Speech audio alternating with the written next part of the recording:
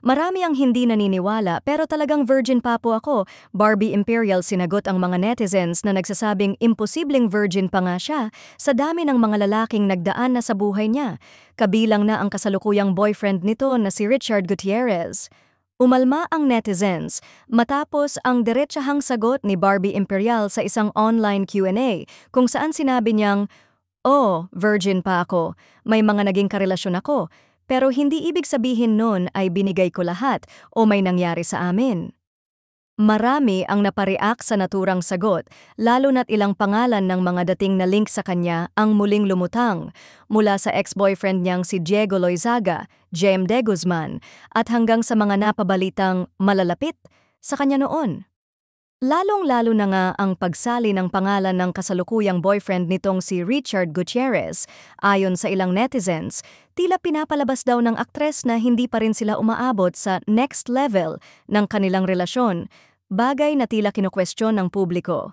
So anong klaseng relasyon meron sila ni Richard kung ganun? Tanong ng isang commenter.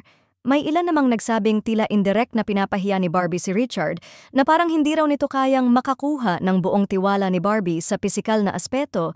May nagsabi pa, either nagsisinungaling siya o ginagamit niya ang virginity card para linisin ang imahe niya sa publiko.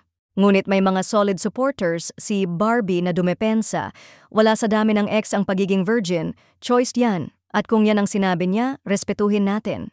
Sa ngayon, tikom pa rin ang bibig ni Richard Gutierrez ukol sa issue, habang nananatiling matatag naman sa kasalukuyan ang kanilang relasyon, kahit na marami ang mga issue na lumalabas na sila nga ay not in good terms, ay namataan naman ang dalawa.